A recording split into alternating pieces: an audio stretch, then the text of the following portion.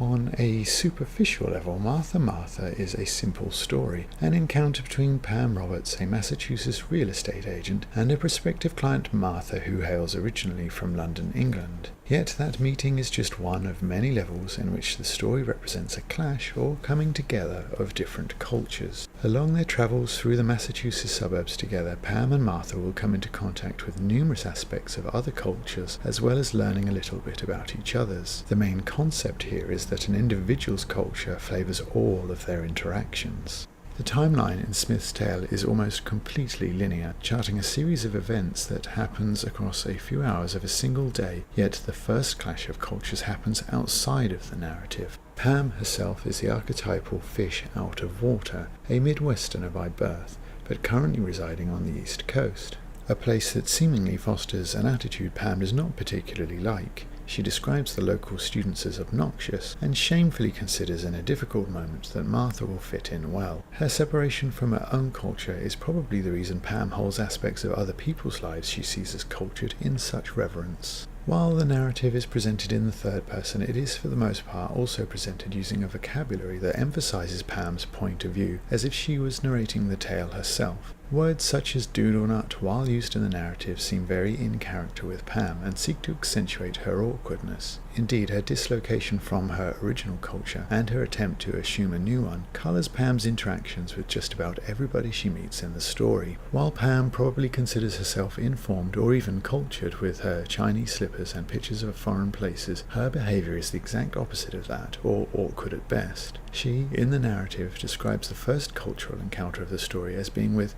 Middle Eastern-y types, repeating the faux pas by describing their attire as Middle Eastern-y as well. Smith reinforces the point with the way she describes them emptying out their demotic mystery language as the men leave. Smith mimics a foreign or more basic attempt at English, and the men speak in short yet unwieldy sentences such as, "I make mistake," "sorry," "please," emphasizing their different speech patterns.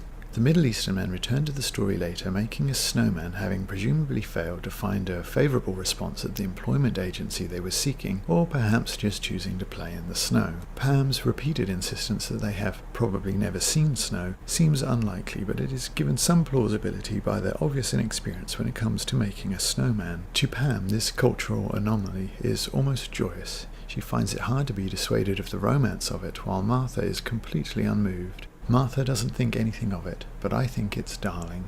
This theme is revisited in the final paragraph after the narrator has switched to Martha's perspective. As she flees from Yusuf and Amelia's home, she hears the Middle Eastern men again, and to Martha they are speaking in tongues. When Pam meets her client, Smith gives the event special significance in a very subtle way. When Pam says, "It's so good to meet you," the word meet is presented in italics. This emphasizes that this is the first contact between our two protagonists, but it also stresses that Pam's personal dialect gives certain weight to different words or syllables than Martha's. Absolutely everything about Martha in that first meeting is alien to Pam, including the odd way she stands, her clothes, and the kiss curl in her hair. Through Pam and Martha's first meeting, it becomes clearer still that the narrator is presenting things from Pam's perspective. While the realtor's speech is rarely presented as deviating from normal, occasional words are written in italics to represent Pam's pattern of speech, but Martha is given a very different treatment. Her patterns of speech are almost as foreign to Pam's ears as that of the Middle Eastern visitors. Martha says "asked" instead of "asked," for example. There are also numerous examples of her differing dialect throughout the story, including "it costs too much, man," and "I came right from London." It is also noticeable that after the narrative switches to Martha's perspective in the final scene, while the main text adopts some of Martha's speech patterns, for example, "those ones that marry white always feel even more superior," in Martha's dialogue the changes are much less apparent, indicating to her that those things are the norm. Pam and Martha are very much chalk and cheese, and their first scene together is a good example of that.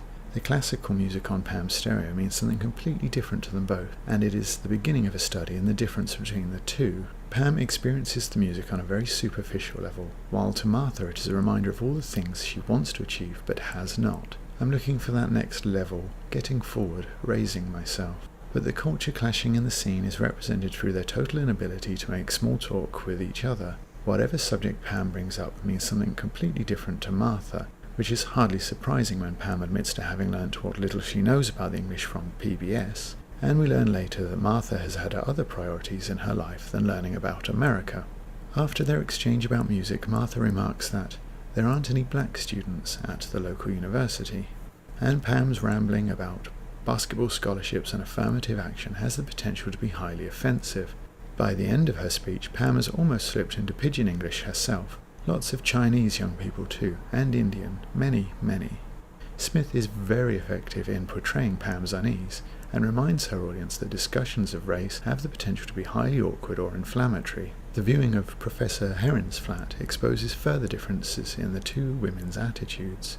Pam is in awe of the absent professor. That he is a Zen Buddhist is exotic to Pam, but fails to register with Martha, possibly because she comes from the more diverse city of London. Towards the end of the story, it is revealed that these events are taking place in the shadow of the 9/11 attacks on the World Trade Center. The events of that day were life-changing to many, even to those not directly involved, and seem like they may have been a catalyst in Martha's decision to come to the USA. She is determined to better herself, even if it means leaving those that made up a significant part of her cultural group behind. Martha is ill at ease throughout, and often absent-minded, exasperating her difficulties with Pam and leaving her feeling lost and alone. In National Self-Determination, Margalit and Raz suggest that an individual cut off from their cultural heritage will experience feelings of estrangement. Martha's emotional state comes to a head in the next significant cultural encounter with the Moroccan Yusuf and his American wife Amelia. The two are artists, Pam explains, a little bit flaky but very sophisticated. Again, Pam seems enamored with the different culture and increasingly exasperated with Martha, even wondering